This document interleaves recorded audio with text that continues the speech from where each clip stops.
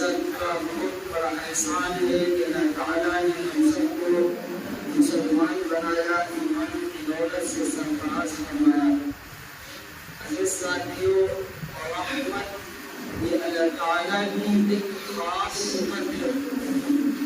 رحمان اور رحیم یہ اللہ تعالیٰ کے خاص نام ہیں، جس کے اندر اس صفت کا جتنا عکس ہوگا وہ اللہ تعالیٰ کے نزدیک اتنا ہی مبارک اور اتنا ہی مقرر بندہ ہوگا۔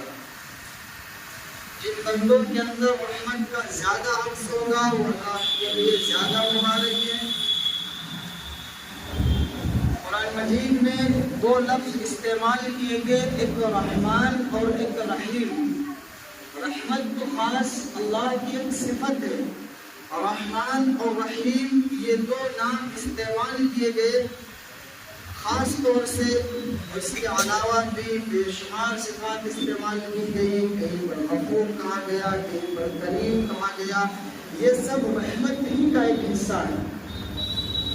ان سب کے مطالب، ان سب کے معنی یہی ہے کہ ہمارے دلوں کے اندر رحمت کا ایک خاص تقاضا ہونا چاہیے۔ سورہ فاتحہ کے اندر جب آپ پڑھتے ہیں الحمدللہ رب العالمین الرحمن الرحیم، یہ تمام تعریفیں اس اللہ کے لیے جو بڑا مہربان نہایت رحم والا ہے۔ الحمدللہ رب العالمین، تمام تعریفیں سارے جہان کے رب اللہ کے لیے۔ الرحمن الرحیم، جو رحم کرنے والا ہے۔ اب رحمان کے معنی بھی رحم کرنا اور رحیم کے معنی بھی رحم کرنا، لیکن اگر غور سے اگر دیکھا جائے تو ان دونوں میں تھوڑا سا فرق ہے۔ رحمان کے معنی رحم کرنا اور اس میں کثرت پائی جاتی ہے، یعنی اللہ کی رحمت اتنی زیادہ نچھاور ہے تمام بندوں پر کہ دنیا کے اندر جو کافر ہیں وہ بھی اس رحمت کے اندر ہیں، اور جو مسلمان ہیں ایمان والے ہیں وہ بھی اس رحمت کے اندر ہیں۔ یہ نہیں کہ بارش صرف ایمان والوں کے کھیتوں میں ہو، یہ نہیں کہ اللہ کی کوئی بھی رحمت صرف ایمان والوں کو ملے، کھانا دولت شہرت صرف ایمان والوں کو ملے، ایسا نہیں ہے، بلکہ رحمان کے اندر اس طرح سے کثرت ہے، اللہ کا رحم اتنا زیادہ وسعت والا ہے کہ اس کے اندر کافر ہو، مشرک ہو، مسلمان ہو، کسی بھی فرقے سے تعلق رکھنے والا ہو، خود پوجنے والا ہو اور اللہ کو چھوڑ کر کے غیر اللہ کی عبادت کرنے والا ہو، پھر بھی وہ شخص اللہ کی اس رحمت کے اندر آئے گا۔ آپ دیکھیں کہ غیر مسلم کو بھی رزق ملتا ہے، غیر مسلم بھی اچھے سے کھاتے ہیں، اچھے سے کماتے ہیں، تو اسی رحمان کا تقاضا ہے کہ رحمان کے معنی ہی ہے کہ اللہ کی وہ رحمت، اس کے اندر وہ کثرت ہے کہ اس کے اندر تمام بندے داخل ہیں، وہ چاہے مسلمان ہو اور چاہے غیر مسلم ہو۔ اور ایک معنی آپ دیکھیں قرآن کے اندر ہے الرحیم، ایک لفظ استعمال کیا گیا، رحیم کے معنی بھی رحم کرنے والا، لیکن فرق یہ ہے کہ رحیم کے معنی رحم کرنے والا تو اس اعتبار سے کہ میدان محشر میں وہ رحمت یعنی رحیم والی رحمت یہ صرف ایمان والوں کے لیے ہے۔ آپ سوچیں کہ حشر کے میدان میں کسی غیر مسلم کو اور اس کے ساتھ اچھائی کا معاملہ کیا جائے، اسے جنت دی جائے، یہ نہیں ہو سکتا، بلکہ رحیم کی جو رحمت ہے وہ صرف آخرت میں ایمان والوں کے ساتھ خاص ہوگی۔ یہ رحمان اور رحیم کا مطلب۔ بہرحال بات چل رہی تھی رحمت کی، حدیث مبارکہ کے اندر آپ غور کریں کہ اللہ کے نبی صلی اللہ علیہ وسلم نے ہمیں کن چیزوں کی تعلیم دی۔ آج سے 1450 سال پہلے اللہ کے نبی کریم صلی اللہ علیہ وسلم اس دنیا کے اندر جب تشریف لائے، ہمیں کس کس طرح کی کس باتوں کی طرف رہنمائی ہماری کی، اور اچھے سے ہمیں ہدایات ملے ہیں، ہمیں بہترین رہنمائی ملی ہے کہ ہمیں ایک دوسرے کے ساتھ رحمت کا معاملہ کیسے کرنا چاہیے۔ حدیث میں آتا ہے اللہ کے نبی کریم صلی اللہ علیہ وسلم نے ارشاد فرمایا لا یرحم اللہ من لا یرحم الناس، کہ جو لوگوں پر رحم نہیں ساتھ رحم کا اچھائی کا معاملہ نہیں کرتا لا یرحم اللہ تو اللہ تعالیٰ بھی اس پر رحم نہیں کرتے. اور ایک اور حدیث میں آپ صلی اللہ علیہ وسلم کا ارشاد ہے الراحمون یرحمهم اللہ. یہ جو رحم کرنے والے ہیں ان پر اللہ تعالیٰ رحم کرے گا. ارحموا من فی الارض کہ جو زمین پر ہے ان پر تم رحم کرو. یرحمکم من فی السماء تو جو آسمان میں ہے یعنی اللہ تعالیٰ وہ تم پر رحم کرے گا. حدیث کے اندر غور کریں. اب زمین پر رہنے والے تمام مخلوق کے اندر تمام جانور بھی داخل ہے, تمام انسان بھی داخل ہے, ساری مخلوق داخل ہے. تو اس بات کی طرف ہمیں تلقین کی جاتی ہے, اس بات کا ہمیں حکم دیا جاتا ہے کہ تم زمین پر رہنے اور بسنے والے تمام مخلوق کے ساتھ رحم کا معاملہ کرو گے تو اللہ تعالیٰ جو آسمانوں پر ہے وہ تمہارے ساتھ بھی رحم کا معاملہ کرے گا. حدیث کے اندر بے شمار واقعات ایسے ہیں کہ صرف آپ صلی اللہ علیہ وسلم نے فرمایا ہی نہیں بلکہ خود عملی زندگی میں کر کے دکھایا ہے. آپ صلی اللہ علیہ وسلم نے ایسا کر کے دکھایا ہے کہ جانوروں کے ساتھ لوگوں کے ساتھ کیسے اچھائی کا معاملہ کیا جاتا ہے. حضرت ابو ہریرہ رضی اللہ تعالی عنہ سے روایت ہے, فرماتے ہیں کہ ایک شخص وہ راستہ چلا جا رہا تھا. آپ دیکھیں کہ رحم کرنے پر اللہ تعالیٰ ایک چھوٹی سی نیکی صرف دل کی کیفیت کی وجہ سے جو دل کے اندر جو تڑپ ہوتی ہے وہ دل کی وہ جو نوعیت ہوتی ہے وہ کیفیت ہوتی ہے وہ جو جذبہ ہوتا ہے اچھائی کرنے کا رحم کرنے کا اس جذبے کی بنیاد پر اللہ رب العزت ایک چھوٹی سی نیکی کو بھی مقبولیت عطا کرتے ہیں. ابو ہریرہ رضی اللہ تعالیٰ عنہ فرماتے ہیں کہ ایک شخص راستہ چلا جا رہا تھا اور راستے میں اسے بہت سخت پیاس لگی.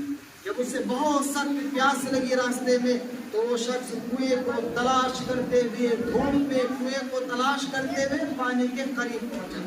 بہت بڑا گنہگار تھا اور پھر کنویں کے اندر وہ اتر کر کے اس نے پانی پیا اور پھر جب وہ کنویں سے نکلا تو وہاں پر اس شخص نے دیکھا کہ ایک کتا جو بہت سخت پیاسا ہے, بہت سخت وہ کتا پیاسا ہے اور پیاس کے مارے وہ کتا کیچڑ یعنی جو چالا ہوتا اپنی بھاشا میں کہہ لیجیے وہ کیچڑ کھا رہا تھا.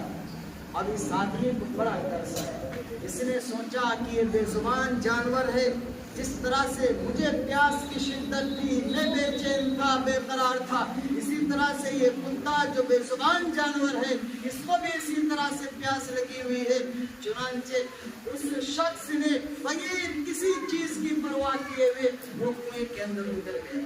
اب کنویں سے پانی وہ نکالتا کیسے؟ جو خفین جو موزہ جو پہنے ہوئے تھا اس موزے میں پانی بھر کر کے اپنے منہ کے اندر دابا اور پھر دبوچ کر کے باہر آیا اور اس کتے کو اس نے پانی پلا دیا. اس کتے کو اس نے پانی پلا دیا. آپ صلی اللہ علیہ وسلم فرماتے ہیں کہ اس کی یہ نیکی یعنی ایک پیاسے کتے کو پانی پلا دینا یہ نیکی اللہ تعالیٰ کو اتنی زیادہ پسند آئی اتنی زیادہ پسند آئی کہ اللہ رب العزت نے اس چھوٹی سی نیکی کو بہانہ بنا کر کے اللہ نے اس کی مغفرت فرمائی. آپ اندازہ لگائیں کہ جہاں پر صرف کتے کو پانی پلا دینا ہی اصل نہیں ہے بلکہ اس کے دل کے اندر جو کیفیت تھی کہ دل کے اندر یہ بھی خیال آ رہا ہوگا کہ گرمی کا موسم ہے ہم جلدی سے جائیں اپنی منزل کی طرف پہنچ جائیں, ہٹاؤ کون پانی پلائے گا کون نکالے گا. لیکن ایک طرف یہ بھی خیال آ رہا ہوگا کہ بے زبان جانور ہے بیچارہ پیاسا اگر ہم پلا دیں تو تھوڑی دیر میں کیا بگڑ جائے گا. تو بہرحال اس نے اس تقاضے پر عمل کیا کہ ٹھیک ہے ہمیں دیر ہوتی ہے تو ہو جائے لیکن اللہ کی بے زبان مخلوق یا پیاسی میں اس کو پیاسا چھوڑ کر کے نہیں جاؤں گا, میں اس کو کسی نہ کسی طرح سے پانی پلا دوں گا. اس نے اس کیفیت پر عمل کیا, اس کیفیت کی وجہ سے اللہ رب العزت نے اس کی مغفرت فرمائی. اب اس سے یہ نہ سمجھنا چاہیے کہ کوئی بندہ نماز نہ پڑھے روزہ نہ رکھے کوئی اچھے کام نہ کرے اس کی بھی مغفرت ہو جائے گی, کوئی نیکی کر لے اس کی مغفرت ہو جائے گی. مطلب یہ نہیں ہے. ایک ہے اللہ کا قانون اور ایک ہے اللہ کی رحمت. اللہ کا قانون یہ ہے کہ اگر کوئی گناہ کرے تو اس کو سزا ملے گی, اللہ کا قانون یہ ہے اگر کوئی جوا کھیلے، اگر کوئی شراب پیے تو اسے سزا ملے گی، لیکن ایک اللہ کی رحمت ہے کہ اگر اس بندے نے کوئی ایسا کام کر لیا اور اللہ تعالیٰ کو بہت زیادہ پسند آ گیا تو اللہ تعالیٰ اس نیکی کی بنیاد پر اس نیکی کو بہانہ بنا کر کے اللہ اس کے دیگر تمام گناہوں کو معاف فرما دیتے ہیں۔ میرا عزیزو، اس لیے ہم سب کو چاہیے کہ ہم تمام مخلوق کے ساتھ اچھائی کا معاملہ کریں۔ ایک اور حدیث میں ہے آپ صلی اللہ علیہ وسلم ایک انصاری صحابی کے باغیچے میں تشریف لے گئے۔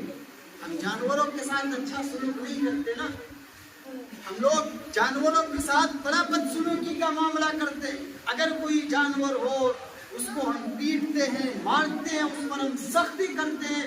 آپ دیکھیں کہ جانوروں کے بارے میں اللہ کے نبی صلی اللہ علیہ وسلم نے ہمیں کن باتوں کی طرف رہنمائی کی۔ حضور صلی اللہ علیہ وسلم ایک انصاری صحابی کے باغیچے میں تشریف لے گئے اور اس باغیچے کے اندر ایک اونٹ باندھا ہوا تھا، اور جب اس اونٹ نے نبی کو دیکھا، اب چونکہ نبی بھی جانوروں کے بھی نبی تھے، انسانوں کے بھی نبی تھے، تمام مخلوق کے نبی بنا کر آپ صلی اللہ علیہ وسلم کو بھیجا گیا۔ اب جب جانور نے حضور صلی اللہ علیہ وسلم کو دیکھا تو اسی باغیچے میں وہ اونٹ بندھا ہوا تھا۔ جب اپنے نبی کو دیکھتا ہے تو وہ اونٹ جو بندھا ہوا تھا وہ اس طرح کی آواز نکالنے لگا جیسے کہ ایک بچے کو اس کی ماں سے جدا کر دیا جائے تو ماں جس طرح کی آواز نکالتی ہے، اس طرح سے وہ اونٹ آواز نکالنے لگا۔ آپ صلی اللہ علیہ وسلم نے جب اونٹ کو دیکھا تو اونٹ کے پاس تشریف لے گئے اور پھر حضور اونٹ کے سر پر ہاتھ اپنا پھیر رہے، جس طرح سے محبت میں کسی جانور کے سر پہ ہاتھ پھیرتے آپ صلی اللہ علیہ وسلم اس اونٹ کے سر پہ ہاتھ پھیر رہے تھے۔ اور حضور نے کہا لمن ھذا الجمل، یہ اونٹ کس کا ہے، یہ اونٹ کس کا ہے؟ تو ایک شخص آیا اور اس نے کہا یا رسول اللہ صلی اللہ علیہ وسلم، یہ اونٹ میرا ہے۔ تو حضور نے فرمایا افلا تتقی اللہ فی ھذا البہیمہ، کیا تم نہیں ڈرتے اللہ سے اس جانور کے بارے میں؟ تم اس جانور کے بارے میں اللہ سے نہیں ڈرتے؟ تم اس کو کھانا نہیں کھلاتے، اس کو چارہ نہیں دیتے، اس کو بھوکا رکھتے ہو۔ فَإِنَّهُ شَكَا إِلَيَّ، کہ یہ مجھ سے شکایت کر رہا ہے، أَنَّكَ لَا تُجِيبُهُ، کہ تم اس کو کھانا نہیں کھلاتے ہو، وَلَا تُجِيبُهُ، اور نہ تم اس کو چھوڑتے ہو۔ تو اس اعتبار سے اس جانور نے آپ صلی اللہ علیہ وسلم سے شکایت کی کہ یا رسول اللہ یہ مجھے چارہ نہیں دیتے۔ تو میرا عزیزو، آپ صلی اللہ علیہ وسلم نے اس کے مالک کو بلا کر کے اس بات کی تلقین فرمائی کہ تم ایسا کیوں کرتے ہو، ایک اونٹ کو تم چارہ کیوں نہیں دیتے؟ اور ایک صحابی فرماتے ہیں، حضرت عبداللہ بن مسعود رضی اللہ تعالیٰ عنہ کے صاحبزادے حضرت عبد الرحمن فرماتے ہیں کہ ایک مرتبہ ہم رسول صلی اللہ علیہ وسلم کے ساتھ ایک سفر میں تھے، حضور صلی اللہ علیہ وسلم قضائے حاجت کے لیے تشریف لے گئے تو ہم نے ایک سرخ چڑیوں کو دیکھا، یعنی ہماری نظر ایک سرخ چڑیے پر پڑی، غالباً وہ نیل کنٹھ تھے۔ اور پھر وہ صحابی فرماتے ہیں کہ ہم اس چڑیے کے پاس گئے اور اس کے 2 چوزے تھے، ہم نے اس کے چوزوں کو یعنی اس کے بچوں کو پکڑ لیا۔ اب وہ چڑیا سر پر منڈلانے لگی۔ آپ صلی اللہ علیہ وسلم جب قضائے حاجت سے تشریف لائے تو فرمایا کہ اس چڑیے کو، اس کے بچے کو پکڑ کر کے کس نے تکلیف دی؟ وہ صحابی فرماتے ہیں کہ یا رسول اللہ میں نے ایسا کیا۔ تو حضور نے فرمایا کہ اس کے بچے کو چھوڑ دو، اس کے بچوں کو چھوڑ دو۔ وہ صحابی فرماتے ہیں کہ ایک جگہ میں نے ایک چیٹیوں کی دل تھی، وہاں پر ہم نے آگ لگا دی تھی۔ آپ صلی اللہ علیہ وسلم نے اس چیٹیوں کی بستی یعنی زمین کا ایک حصہ جہاں پر چیٹیاں رہتی تھی، حضور نے جب دیکھا تو فرمایا کہ یہ کس نے کیا ہے؟ وہ کہنے لگے کہ یا رسول اللہ یہ ہم نے کیا۔